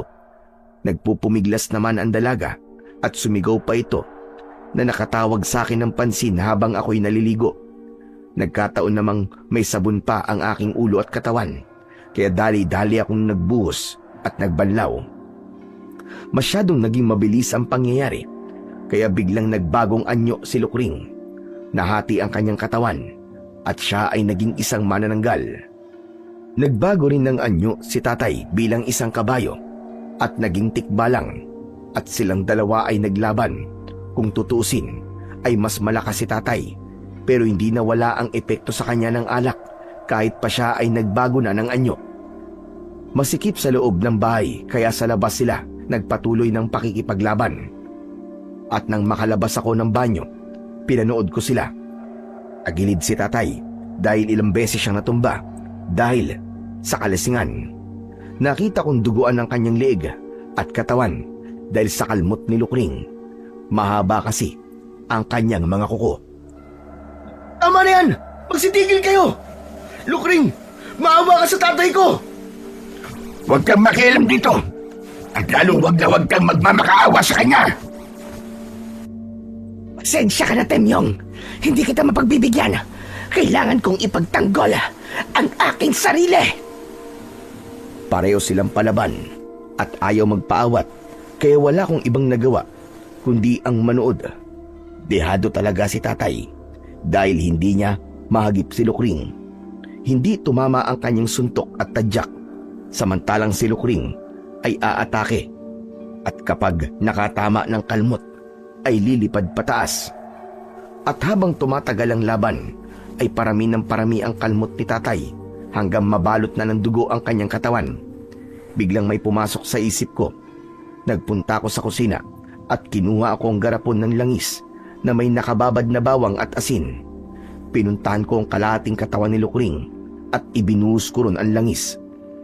Kumulo at bumula ang langis na nasa kalahating katawan ng manananggal at unti-unti itong nalusaw. Para kasing asido ang epekto ng langis sa nabuhusang kalahating katawan. Napasigaw si Lukring dahil sa sobrang sakit at nawalan siya ng kontrol sa paglipad at bumagsak siya na gumugulong sa lupa. Nagpilit siyang muling lumipad pero naubos ng kanyang lakas. Nangisay siya at naghingalo hanggang sa tuluyan ng malagutan ng hininga. Samantala, si Itay naman nagbalik na sa anyong tao at isinugod ko siya sa ospital. Pero makalipas lamang ang 15 minuto ay binawian din siya ng buhay dahil naubusan siya ng dugo. Dahil sa pagkamatay ni Lukring ay alam kong ako ang pag-iinitan ni Bruno. Kaya nagsumbong ako kay Kapitan. Ikinuwento ko sa kanya ang buong pangyayari. Hindi siya makapaniwala kaya isinama ko siya sa bahay namin. May mga kasama rin siyang mga barangay tanod. Meron din siyang isinamang pulis at investigador. Mabuti na lamang at naroon pa rin ang bangkay ni Lukring na nasa anyong tao na, pero hati pa rin ang kanyang katawan. At ang kalahating katawan niya ay nalusaw mula bewang hanggang tuhod, kaya binti at paa na lang ang natira. Nakita niyo ang ebidensya, Kapitan. Kaya sigurado naman na maniniwala na kayo. Oo, totoo nga. Pero nasa na si Kagawad Bruno? Alam ba niya ito? Hindi ko po alam kung nasa na siya. Pero malalaman din niya ang pangyayaring ito. Ano po bang gagawin niyo rito sa bangkay ni Lukring? Siyempre, dadalhin niya sa punerarya. At abangan natin kung kukunin ni Bruno ang bangkay ng kanyang kapatid. Mag-aalas 11 na ng gabi. Kaya pinakiusapan ko si Kapitan na bigyan ako ng proteksyon. Kaya may 2 pulis at 5 barangay tanod ang nagbantay sa akin. Hindi ko agad na iburol si tatay dahil kailangan pang i-autopsy ang bangkay niya. Samantala, si Lukring naman ay sa puninarya na lang ibinurol dahil ayaw ni Bruno na doon sa bahay nila paglamayan ng kanyang kapatid. Mabilis na kumalat sa buong barangay ang aking kwento. At nag-viral pa ang interview sa akin ng isang sikat na vlogger. At dahil doon ay marami na ang natakot at nangilag kay Bruno. Pati na rin ang mga kaibigan at kasama niya sa barangay ay nagbago na ang pakikitungo sa kanya. Walang matibay na batayan ang aking akusasyon, pero marami ang naniniwalang si Bruno ang serial killer. Ang bira. Pati ba naman kayo, Kapitan? Naniniwala rin sa kwentong barbero? Pero paano mo ipapaliwanag sa akin ang kalahating katawan ng kapatid mo si Lukring? Bakit akong tinatanong nyo? Si Temyong ang pumatay sa kanya. Yun na nga eh. Si Temyong mismong testigo. Pinatay ni Lukring ang tatay niya at lumabas sa autopsy report na kalmot ng matutulis na kuko at sanhi ng kanyang mga sugat sa katawan. Kahit na, hindi pa rin yung sapat na batayan na paratagan yung aswang ang kapatid ko. At kahit pa sa korte tayo makarating, ay hindi paniniwalaan ang ganong klase ng testimonya. Tama si Bruno. Sino nga naman ang maniniwala sa aking testimonya? Pero anong magagawa ko kung yun talaga ang totoo? Sa 3 araw ng burol ni tatay ay dumating ang dati naming kapitbahay, si Lola Sela. 3 taon na ang nakalipas nang umalis siya sa amin at pumunta sa isa niyang apo, sa Sikihor. Nabalitaan kasi niya ang nangyari kay tatay. Naging malapit na kaibigan niya si tatay. May kasama siyang isang babaeng hindi naman niya kaano-ano. Isa raw vlogger na gusto akong makausap dahil nakaabot din sa kanyang kaalaman ang pangyayari Mabuti naman, Lola Sela, at nagbalik po kayo. Nabalitaan ko kasi ang nangyari sa tatay mo. Gusto ko makiramay at makipaglibing. Maraming salamat po, Lola Sela. Di pa rin niyo po kami nakakalimutan ni tatay. Abay, syempre naman. Dahil matagal rin ako nanirahan dito. Hanggang kailan naman po kayo rito? At kamusta na po ang bahay niyo? Wala na po nakatira sa loob ng 3 taon. Kaya ka, masyado na marumi at hindi pa kami tapos maglinis. Iniwan ko lang saglit ang kasama ko. Po, may kasama po kayo? Oo, gusto ko lang sumilip sa tatay mo.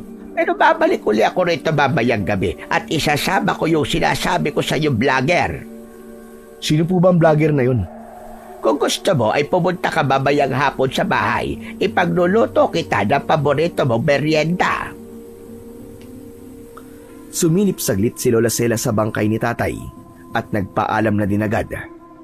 At pagdating ng 3:00 ng hapon ay pinuntahan ko siya sa bahay nila.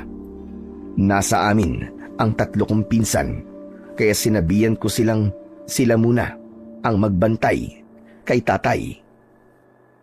Tama-tama ang dating mo, Temyong. Kakatapos ko lang magluto ng merienda. Opo, Lola Sela. Naamoy ko nga po ang ginataang saging at kamote na may langka. Bigla po tuloy ako nagutom. O sige, halika. Maupo ka at ipaghahanda kita. Siya nga pala, gusto kitang ipakilala sa kasama ko, si Erika. Erika? Siya naman si Temyong. Kumusta ka na, Erika? Ikinagagalak kitang makilala. Ikinagagalak din kita makilala, Temyong. Sabay kaming nagmerienda ni Erika. Iniwan muna kami ni Lola Sela para mabigyan kami ng privacy. Maganda si Erika, may pagkamistisa at maganda rin ang hubog ng katawan. Kumbaga, artistahin ang dating. Erika, matagal ka na bang vlogger? Bago pa lang. May 3 months pa lang ako. Pero malapit nang mamonetize ang YouTube channel ko. Talaga? Ang galing naman. Tungkol ba saan yung content mo? Tungkol sa mga kababalagan at paranormal stories. At dahil nag-viral yung interview sa'yo ng isang vlogger, kaya interesado rin akong interviewin ka. Mabuti na lang. At kilala ka ni Lola Sela. Kaya hindi ako nahirapang hanapin ka. Mabait si Erika at masarap kausap. Kaya maliban sa mga bagay na gusto niyang malaman tungkol sa aking naging karanasan, ay marami pa kaming ibang bagay na napag-usapan at mabilis kaming nagkapalagayan ng loob. Kinagabihan ay nagpunta ulit si Lola Sela sa burol ni tatay. Kasama niya si Erika. Marami ang tao sa lamay at halos lahat sila ay napapatingin sa dalagang kasama ni Lola. First time lang kasi nilang nakita ang dayuhang vlogger at nakukuryo sila kung sino ba ang magandang estranghera na napadpad sa aming barangay. Lingid sa aking kaalaman ay palihim ding nagpunta si Bruno para magmanman at napansin din niya si Erika at nabighani siya. Kaya naman biglang na-trigger ang kanyang makamundong pagnanasa. Ayos. May bago na naman akong prospect. Kailangan makilala kong babaeng yun. Pero teka muna. Bakit pamilyar ang mukha niya? Namamalikmata lang ba ako? Totoo bang tao siya? O isa siyang multo? Pasado 1:00 na ng madaling araw nang umuwi sina Lola at Erika. Ihahatid ko sana sila pero pinigilan ako ng aking mga pinsan dahil may pinaniniwalaan silang pamahiin. Malapit lang naman sa amin ang bahay ni Lola Sela. Wala pang 1 minutong paglalakad. Palihim silang sinundan ni Bruno. Nakita niyang pumasok si Lola Sela at Erika sa pinto ng bahay. Nakatayo na si Bruno sa harap ng pinto at nag-iisip ng malalim. Imposible. Paano nangyari yun? Bakit mo kami sinusundan? Napatingin si Bruno sa kanyang likuran. Nagtataka siya kung paano napunta si Erika roon Gayong nakita naman niyang pumasok ng pinto ang dalaga. Teka, paano ka napunta riyan? Pumasok ka sa pinto niyo, di ba? Sagutin mo na lang ang tinatanong ko. Sino ka? At bakit mo ako sinusundan? Gusto mo rin ba akong biktimahin? Ano ba pinagsasasabi mo? Kilala kita. Dahil nakita ko na ang mukha mo sa social media. Ikaw si Kagawad Bruno. Ang pinaghihinalaang rapist na aswang at serial killer sa baryong ito. At naniwala ka naman doon. Bakit? Nasa itsura mo naman eh. Mukha kang ang rapist. Ang pangit mo kasi. Hindi ka papatulan ng mga babaeng nagugustuhan mo. Kaya dinadaan mo sa dahas. Hinahalay mo sila. Nang iinsulto ka ba? Daan-daan ka sa pagsasalita mo. Dahil baka ikaw at sunod na maging biktima. Huwag mong sabihin gawin mo. Hanggang salita ka lang naman eh. Hindi na nakapagtimpi si Bruno, kaya bigla siyang nagbago ng anyo. Naging aswang na siya. Malaki at maitim ang kanyang katawan. Nakakatakot ang itsura niya. Nanlilisik ang pulang mata at mahahaba at matutulis ang kanyang pangil. Mahaba rin ang kanyang kuko. Pero hindi man lang naalarma si Erica at wala siyang naramdamang kahit na anong konting takot. Magaling. Kaya totoo nga. Ikaw nga ang serial killer. Wow naman. Takot na takot ako sa'yo. Wag po. Maawa na po kayo. Wag niyo po akong sasaktan. O ano? Kala mo natatakot ako sa'yo? Gunggong! Nang iinsulto ka ba? Hindi ka ba natatakot sa akin?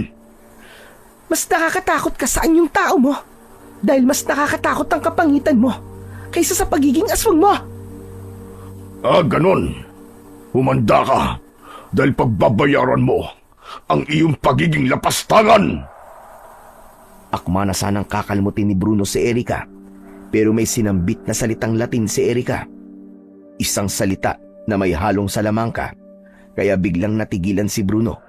Parang napako siya sa kanyang kinatatayuan at hindi siya makakilos. Walang hiya ka! Anong ginawa mo sa akin? Bakit di ko maigalaw ang aking mga paa at kamay?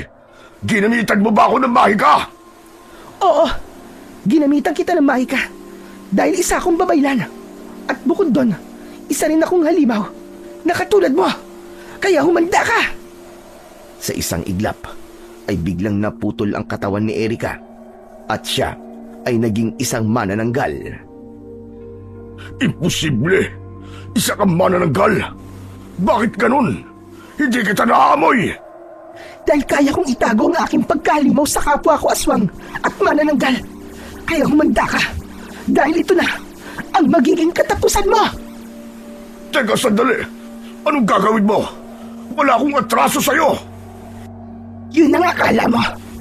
Malaki ang atraso mo sa akin, hayop ka. Dahil ang una mo naging biktima ay ang kakambal ko. Ikaw talaga ang sadya ko rito. At hindi na kita kailangan pang hagilapin. Dahil ikaw na mismo ang kusang lumapit sa akin. Kaya pala pamilyar ang mukha mo. Ang buong akala ko ay isa kang multo. Kakambal ka pala ni Angelica. Mabuti naman at natatandaan mo pa. Inimbita lang si Angelica ng isa niyang kaibigan na magbakasyon dito. Pero ano ginawa mo? Hinalay at pinatay mo siya. Kaya humanda ka dahil dumating na ang araw ng aking paniningil. Hayop ka! Lumaban ka ng parehas! Hayaan mo akong makagalaw! Hindi rin parehas na laban ang ginawa mo sa iyong mga naging biktima. Kaya humanda ka dahil ipaghihiganti ko silang lahat. Hindi! Huwag! Huwag! Huwag! Nagawang putulin ni Erica ang ulo ni Kagawad Bruno gamit ang kanyang mahabang kuko. Sa wakas ay natapos din ang kanyang kasamaan at nagpapasalamat ako kay Erica dahil hindi lang ang kakambal niya ang kanyang ipinagiganti, kundi pati na rin ang aking kapatid. Matatahimik na rin ang kanyang kaluluwa. Kinabukasan ay natagpuan ang bangkay ni Bruno sa harap ng barangay hall. Katabi ng kanyang katawan ang pugot niyang ulo. At dahil doon ay nabago ang paniniwala ng mga mamamayan sa aming barangay.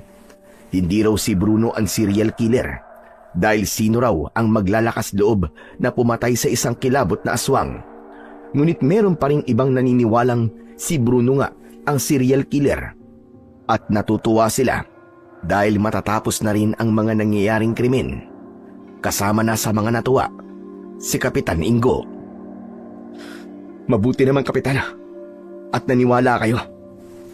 Hindi ako sigurado. Pero yun ang gusto kong paniwalaan. Maniwala kayo, Kapitan. Dahil nakita ko mismo si Kagawad Bruno, ang aswang. Sana nga, Temyong. Sana nga'y tama ka. Upang nang sa ganun ay matapos na ang mga nangyayaring krimen dito sa ating baryo. Makalipas ang ilang araw, ay inilibing na si tatay at kinabukasan ay sabay namang inilibing sina Bruno at Lukring. Sa wakas ay matatahimik na rin ang aming barangay. Pero sa kabila ng lahat ay mananatili pa rin ang katanungang sino ang pumaslang kay Kagawad Bruno. Lumipas pa ang ilang araw ay nanatili si Erika sa aming lugar. Madalas kaming magkwentuhan kaya naman naging malapit kami sa isa't isa.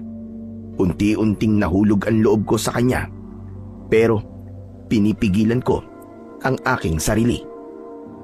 Hanggang sa sumapit ang kabilugan ng buwan, 12:30 na ng madaling araw. Pinuntahan ako ni Lola Sela.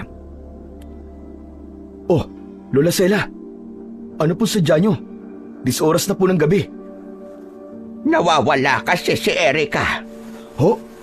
Nawawala? Ano pong ibig nyo sabihin? Magkasabay kaming naghapunan. Una siyang nakatulog at natulog na rin ako. Tapos nagising ako pasado 11:00. Napansin kong nakabukas ang silid ni Erika at wala siya roon. Inisip kong baka meron lang siyang pinuntahan.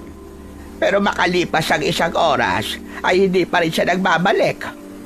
Nag-aalala na ako sa kanya, Temyong. Ganun po ba? Sige po, Lola Sela.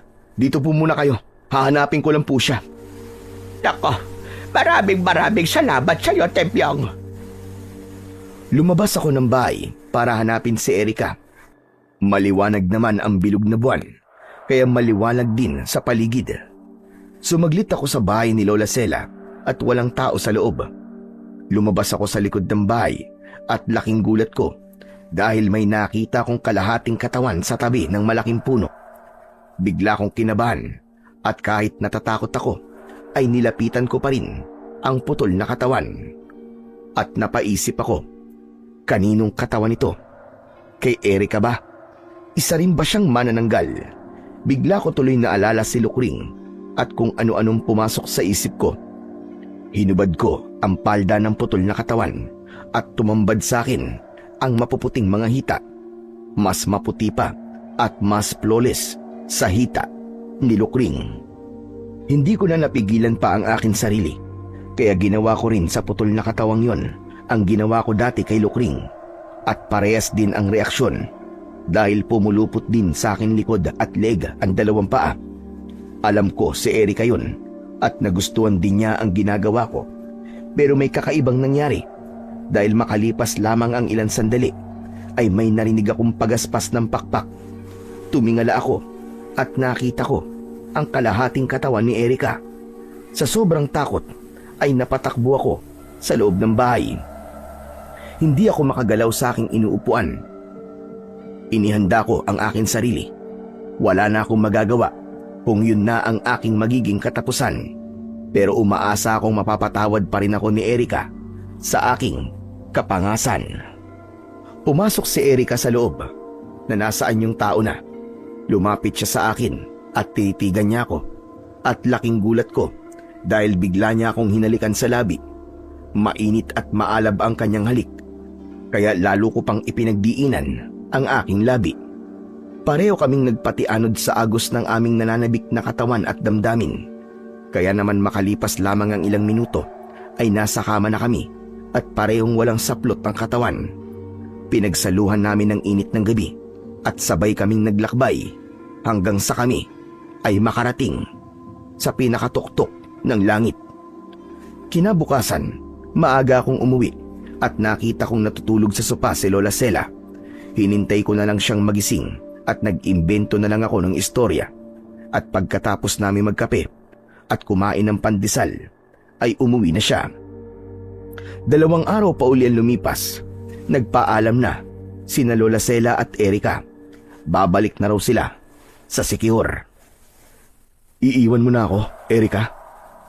I'm sorry, Temyong, pero kailangan ko nang umalis dahil matagal nang tapos ang aking misyon. Pero paano tayo? Baliwala ba sa'yo na magitan sa atin? Aswang ako at tao ka. Hindi tayo bagay. Kaya isipin mo na lang na isang magandang panaginip ang namagitan sa atin. Hindi ba talaga tayo pwedeng magsama? Magkaiba ang ating mundo. Kaya imposible ang gusto mo mangyari. Gusto ko mang pigilan si Erika ay wala na akong magagawa. Umalis na siya, pero nag-iwan siya ng isang matamis na alaalang hindi ko makakalimutan. At umaasa akong balang araw ay magtatagpong muli ang aming mga landas.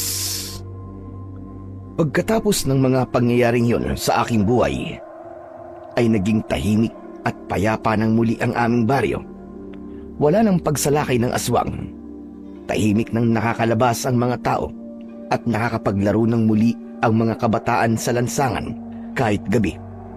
Nagpasalamat ako sa Panginoong Diyos dahil kahit nawalan ako ng ama at kapatid, ay hindi niya pa rin pinabayaan ang aming baryo. At natapos ang kasamaan na minsang namayani rito. 2 taon ang mabilis na dumaan. Nagulat na lang ako nang bumalik si Erika sa aming baryo at sinabi niyang hindi na siya makatiis na hindi ako makita dahil magmula daw ng paghihiwalay namin ay hindi na ako nawala-wala sa isip niya dahil doon lang daw niya napagtanto na mahal niya ako at ayaw niya nang mawalay ako sa kanyang paningin. Agad ko siyang hinalikan at sinabi ko rin sa kanya na kahit kailan ay hinding-hindi na kami magkakahiwalay at bubuo kami ng isang masayang pamilya na puno ng pagmamahalan sa isa't isa.